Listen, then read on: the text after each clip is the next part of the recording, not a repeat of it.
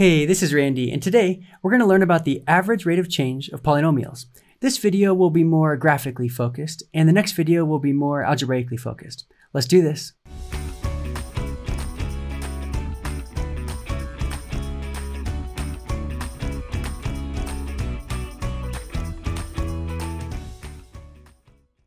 So we're going to use the COVID-19 infection rate as a way to understand what is the average rate of change. Okay, so here on the y-axis, we have the number of daily new cases worldwide. And on the x-axis, we have a time frame. In this case, we're starting in August 2020 and finishing in May 2021. And here you can see an approximation of how the cases went up and down and up and down. So the specific question that we need to answer is, what is the average rate of change of daily new COVID-19 cases between August and November of 2020? Here's August and here's November. So we're talking about a span of about 3 months. So let's put a point right here on the curve above August, and then another point right above November. So what is the average rate of change? Well, they're asking, how quickly did the cases go up? And they say daily, right? See that word daily right there? So we want to know about how many cases per day did the case count increase. So we're looking at a curve right here, right? So we know that each day there's going to be a different amount that the cases went up. But if we were to draw a straight line between these points, then that can represent what we call the average rate of change. So rate of change is another way of describing slope. Okay.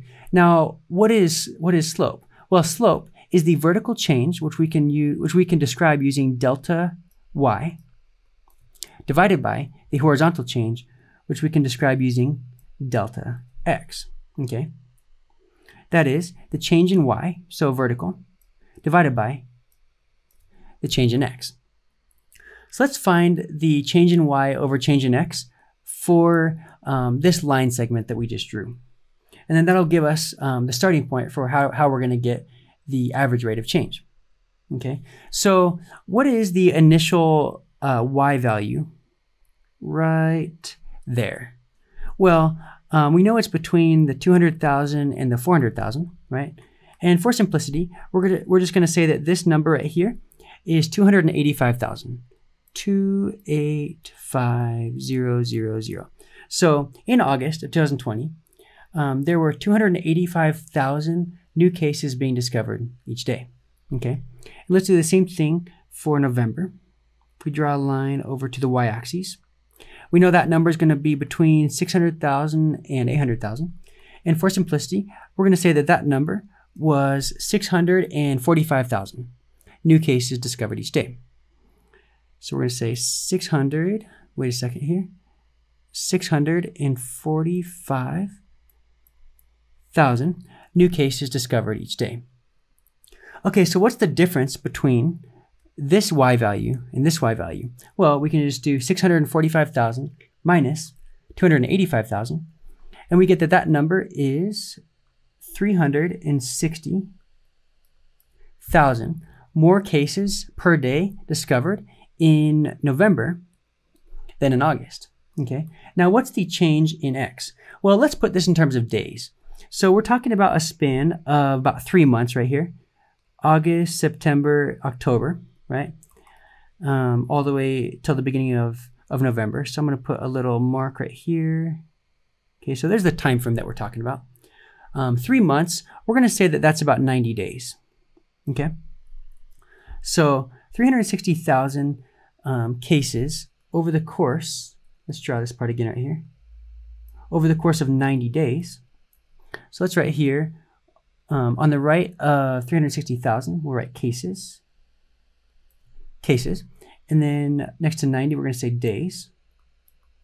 Okay, so there's the average rate of change, but we don't want to know how many cases it increased over the course of 90 days.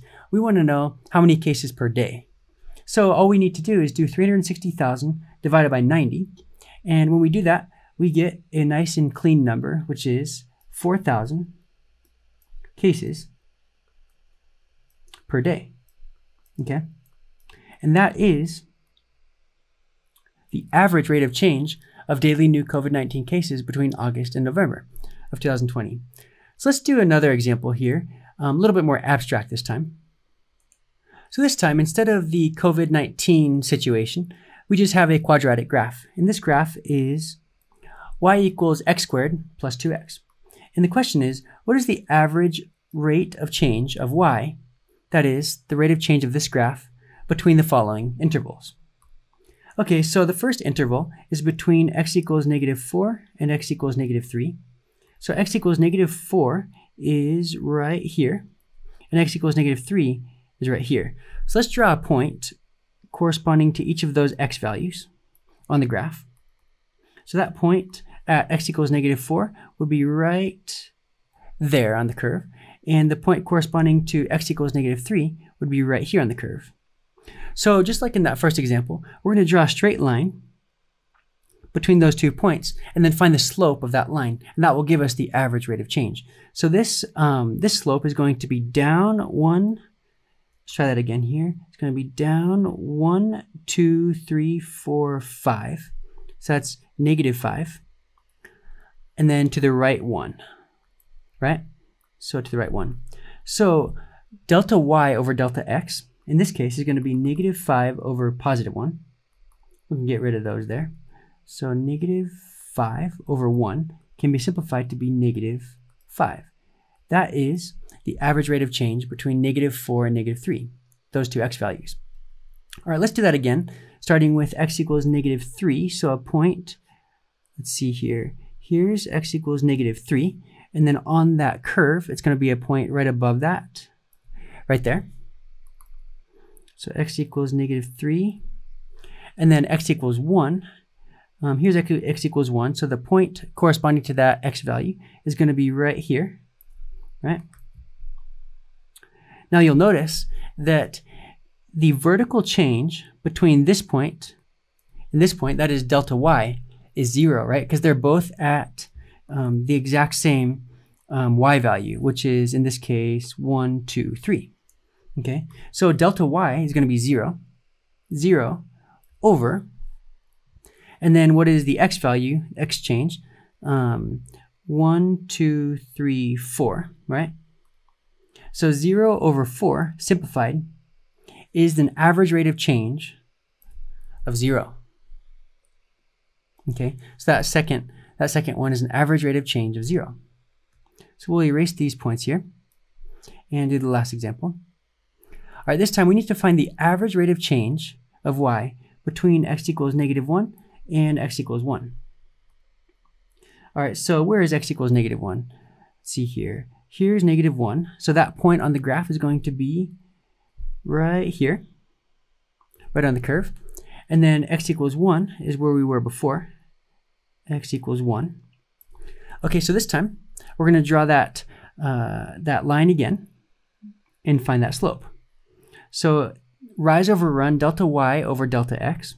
1, 2, 3, 4, and then over 1, 2.